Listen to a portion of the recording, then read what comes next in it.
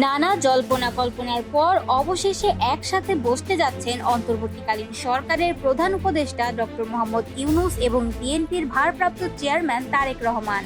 বিএনপির একটি নির্ভরযোগ্য সূত্র জানায়, লন্ডনের ডরচেস্টার হোটেলে এই বৈঠক অনুষ্ঠিত হবে। প্রধান উপদেষ্টার দপ্তর থেকে এই বৈঠকটি নির্ধারণ করা হয়েছে।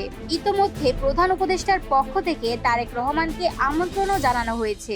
13 জুন শুক্রবার এই বৈঠক হওয়ার সম্ভাবনা রয়েছে। স্থানীয় সময় সকাল 9টা থেকে 11টা পর্যন্ত 2 ঘন্টা চলবে এই বৈঠক। বিএনপির মিডিয়া সেলের পক্ষ থেকেও বিষয়টি নিশ্চিত করা হয়েছে। এর আগে 4 দিনের সরকারি সফরে যুক্তরাজ্যের উদ্দেশ্যে ঢাকা ছেড়েছেন প্রধান উপদেষ্টা প্রফেসর মোহাম্মদ ইউনূস।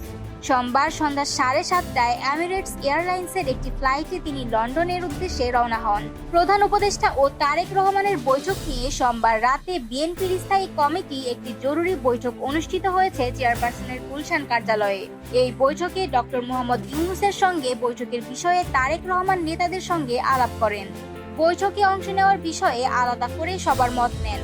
কয়েকজন নেতা বৈঠকে অংশ নেওয়ার বিষয়ে দ্বিমত প্রকাশ করলেও দীর্ঘ আলোচনায় নানা হিসাব নিকেশ করে নেতারা সবাই এই বৈঠকের বিষয়ে ইতিবাচক সিদ্ধান্তে আসেন। প্রধান উপদেষ্টা ও তারেক রহমানের 1-to-1 এই বৈঠকের বিষয়ে জানতে চাইলে বিএনপির নেতারা এই বিষয়ে সরাসরি কিছু না বললেও বৈঠকের বিষয়ে পজিটিভ ইঙ্গিত দিয়েছেন।